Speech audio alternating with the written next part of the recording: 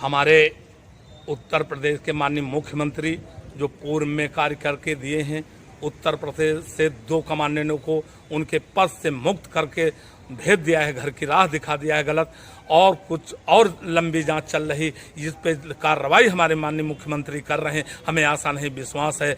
और इसी के साथ मैं माननीय मुख्यमंत्री आगे जो मांग किया है इस पे ध्यान देते हुए मैं 1,18,000 जवानों की तरफ से और प्रदेश की कार्यकारिणी के और प्रदेश रामेंद्र कुमार अध्यक्ष होमगार्ड एसोसिएशन की तरफ उनको सैल्यूट करता हूं और धन्यवाद और हार्दिक बधाई देता हूं। इस तरह का है अध्यक्ष जी जो आप हमको दिखा रहे हैं, ये लेटर मुकेश कुमार द्विवेदी आवेद होमगार्ड एसोसिएशन का लेटर छपवाया रखा है और अपने का झूठा अध्यक्ष बना के और सच ताकि जो वो लूट घसोट पूरे प्रदेश में बड़े स्तरों पर इनके द्वारा किया जा रहा है। ये देखिए सामने लेटर है, देख लीजिए। इस पे आप देखिए एक तरफ अधिकारी हेडक्वार्टर के और प्रदेश के कमांडर के होमगार्ड एसोसिएशन के लेटर पर कोई अहमियत न दी जाए, उस पर कोई ध्यान न दिया जाए। एक तरफ मुकेश द्विवेदी का फर्जी लेटर लेके हमारे मुख्यालय के अधिकारीगण तो ये तुरंत इस पे लेटर लेकर टाइप वही कराते हैं, वही सब लिखाते हैं, इस सिर्फ साइन करवा लिए। एक ईमानदार अधिकारी IPS प्रतिभा अम्बेडकर साहब को ट्रांसफर करवाने के लिए उसमें वजह है उनको सरकार की तरफ से जांच दी गई थी। भ्रष्टाचार महाभ्रष्टाचार जो उत्तर प्रदेश से लेके हेडक्वार्टर तक व्याप्त है। बैठे अधिकारी इनकी जेल जाने की पूरी तैयारी कर दी थी।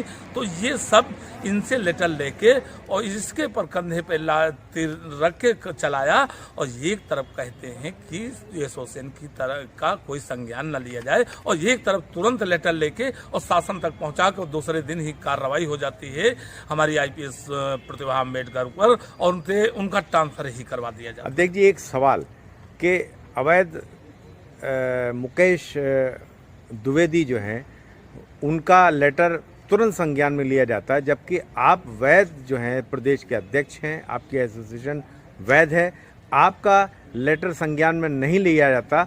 इसका मतलब क्या है? इसका मतलब है मैं वैध हूँ, मेरे पास कागज है जिसका मेरे लिए आदेश हुआ है जिलाधिकारी गोरखपुर के द्वारा, तब मुझे रजिस्ट्रार प्रमाण पत्र दिया है नेतृत्व। इसकी वजह क्या है? आपके कागज? उसके मैं जवानों के लिए हक अधिकार की बात, मुझसे पैसा नहीं पाते हैं, मैं हक और अधिकार की बात करता हूं और मांगता हूं और उनका शोषण अत्याचार खत्म कराने के लिए आगे रहता हूं।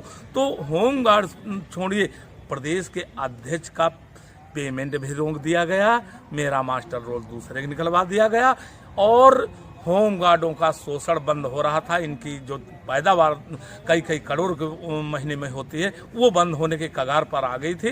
तो मेरा मुंह बंद कराने के लिए मुझे गलत तरीके से DIG के आदेश पर मुझे और कमांडेंट ने सब व्यू रचना रच के और मुझे भी सस्पेंड कर दिया, जो मैं माननीय उच्च न्यायालय की शरण में जा चुका हूँ। मेरी बेकसूरी का साबूत हाई कोर्ट समझ के दाखिल कर लिया है और हम आज नहीं कल बहाल हो जाएंगे। लेकिन मैं सच्चाई की लड़ाई जब तक मेरी दम है, मैंने जब अध्यक्ष बना तो कसमें खाई हैं, संकल्प लिया है कि मैं उत्तर प्रदेश का जो भ्रष्टाचार है होमगार्ड महिला बहनों के साथ, मैं कभी संकल्प लिया था यदि मौका मिला तो इन होमगार्ड जवानों का जो साथ शोषण हो रहा, भ्रष्टाचार, नारी उत्पीड़न, इसको मैं खत्म जड़ से करवा कर रहूंगा। मैं जब तक शरीर में दम है, जब तक जान में जान है, मैं इस भ्रष्टाचार का बंद नहीं होने दूंगा और जड़ से उसका उखाड़ के फेंका जरूर देंगे और इन भ्रष्टाचारियों को जहां इनकी जगह तय है वहां इनका भेजवा के मैं रहूंगा। ये FIR जो है ये मुकेश द्विवेदी की है, जैसा कि इसमें कई धाराओं में इनके ऊपर मुकदमा कायम हुआ है। जब इनके ऊपर मुकदमा कायम हो गया है तो ये इस वक्त वर्तमान में ड्यूटी कैसे कर रहे हैं? किस आदेश के तहत इनको ड्यूटी मिली है, जबकि इनके ऊपर 147, 307 और 323 और 506 का मुकदमा इनके ऊपर दर्ज है, जो कि 2016 में दर्ज हुआ अगस्त में। ये मंडली कमांडेंट कार्यालय पर आए थे अपनी टीम के साथ, गैर अवैध तरीके धन उगाही करने के लिए जवानों के साथ। तो इस पे विरोध किया, इनके साथ में काफ़ी लोग थे, मेरे पर हमला कर दिया, जानलेवा हमला एक कर दिया। जब इनका पैसा रोका दिया तो इतने ने तहस मांगे कि मेरे ऊपर इनकी टीम और ये मिलके जानलेवा हमला किया। वहाँ पर होमगार्ड और हमारे साथ जो दो एक उसमें हमको बचा लिया, नहीं तो इनका मार देने का। इसका मतलब ये हुआ कि ये जो मुकदमा कायम हुआ है, इन्होंने प्राण घातक हमला आपके ऊपर किया था, तो आपके द्वारा इनके ऊपर ये मुकदमा दायर किया गया जी, मेरे द्वारा वजीरगंज थाने में जांच हुई और जांच करके सीओ साहब खुद दोषी इसको पाए और इसका मुकदमा लिखा, जेल गया। और जेल आने के बाद इसको देखिए यहाँ कमांडेंट से लेके और हेडक्वार्टर किस तरीके से हाथ रख दिया। जबकि कोई पर खाली कहीं सुना हो जाए 5-4 मुकदमा हो जाता, उसको तत्काल निकाल के डिपार्टमेंट से बाहर किया जाता।